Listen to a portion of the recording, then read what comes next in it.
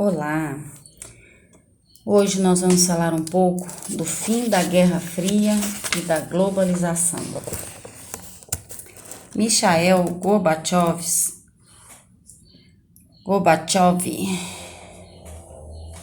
assumiu o posto de secretário-geral do Partido Comunista da União Soviética em 1985 e herdou uma crise profunda que vinha se arrastando desde o governo anterior. Entre as principais razões dessa crise, os crescentes gastos do governo soviético com o pagamento de forças policiais usadas para conter a oposição interna e a corrida armamentista. Com isso, sobrava menos dinheiro para investir na produção, na educação e na saúde. Nos anos 80, com o aprofundamento da crise, começaram a faltar moradias e gêneros de primeira necessidade, como roupas, calçados e alimentos, o que gerou enorme insatisfação social. A quantidade dos serviços de educação, saúde e transporte também caiu. A qualidade. A baixa produtividade da agricultura, da pecuária, da produção de cereais, carne e leite tornou-se insuficiente para alimentar a população soviética. O país era um dos maiores produtores de grãos e passou a importá-los.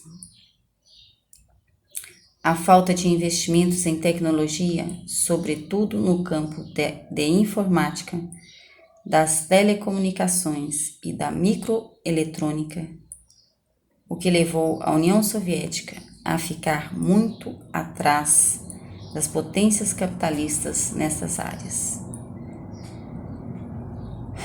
Os soviéticos passaram a comparar o seu padrão de vida ao das comunidades médias dos Estados Unidos, Japão, Alemanha Ocidental. E disposto a tirar o seu país da crise, Gorbachev propôs um amplo programa de reformas econômicas, a perestroika, e políticas. A perestroika, reconstrução em russo, adotou medidas como corte nos gastos com armas, soldados, retirada das tropas soviéticas do Afeganistão, cuja ocupação vinha consumindo vidas e altas somas de dinheiro. Estímulo à renovação tecnológica e à competitividade entre as empresas. Fim do monopólio estatal sobre alguns setores como alimentos. Permissão para abertura de lojas comerciais. Liberdade para a entrada de empresas estrangeiras no país. A glasnost, transparência em russo, consistia em uma abertura política efetiva. O governo Gorbachev libertou os presos políticos, demitiu funcionários corruptos, pôs fim à censura de jornais, livros e revistas, liberou o direito à greve, substituiu o sistema de partido único comunista pelo pluripartidarismo. A perestroika e a glasnost, porém, não surtiram o efeito esperado. De um lado, em razão das dificuldades próprias da passagem de uma economia comunista apoiada no planejamento centralizado para uma economia capitalista, baseada na livre iniciativa. De outro lado, pela dupla oposição feita ao seu governo, em um extremo estava a velha guarda do Partido Comunista, que queria impedir as mudanças. Em outro, a ala liderada por Boris Yeltsin, que exigia o aprofundamento das mudanças.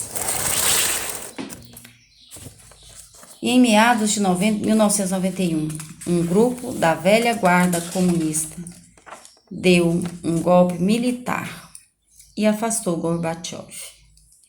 Mas o povo russo saiu às ruas, liderado por Yeltsin, e venceu os golpistas, colocando Gorbachev no poder. Gorbachev reassumiu, mas já não era possível controlar o processo de reformas que ele mesmo iniciara. Dias depois, as repúblicas bálticas, Estônia, Letônia, Lituânia, declararam independência. Posteriormente, foram imitadas por outras repúblicas soviéticas. Em 8 de dezembro de 91, o Yeltsin proclamou a criação da Comunidade dos Estados Independentes, formada pela Federação Russa, Ucrânia, Belarus, os quais se ajuntaram depois outras repúblicas, com a criação da CEI, União Soviética. A União Soviética, que existiu por 69 anos, foi extinta. Para alguns autores, este episódio marca o fim da ordem mundial bipolarizada, caracterizada pela Guerra Fria.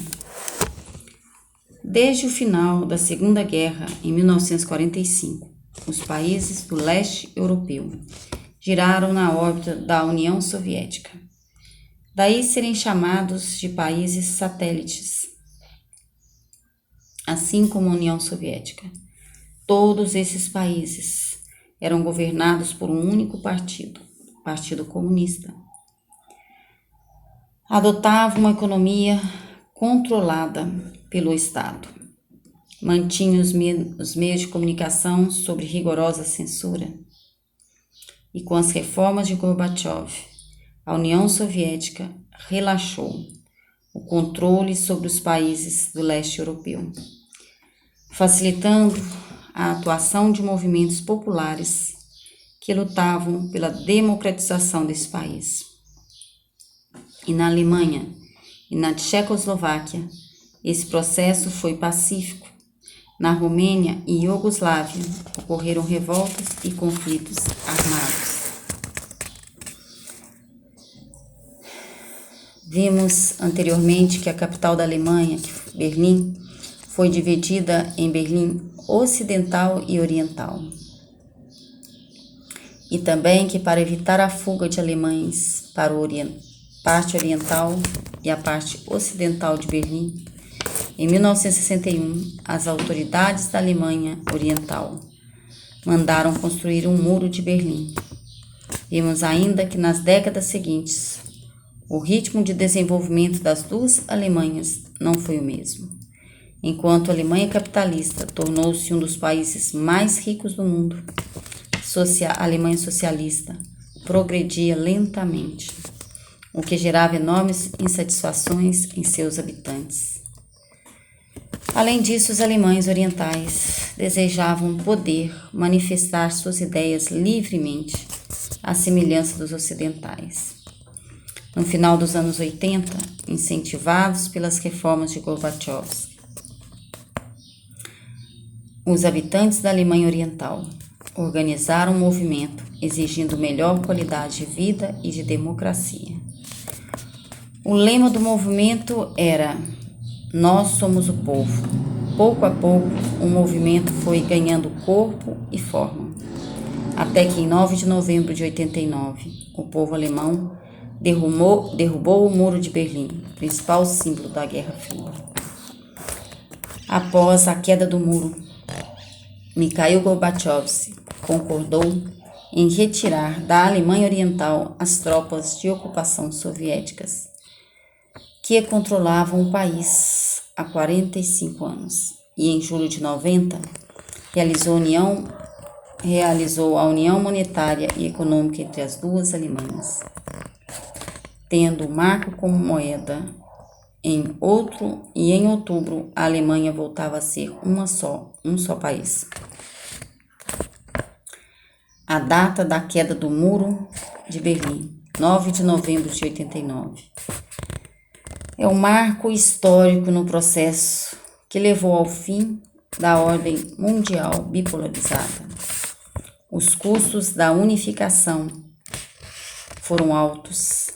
Apesar disto, a Alemanha conseguiu superar esses desafios e hoje é uma potência econômica com elevado índice de qualidade de vida.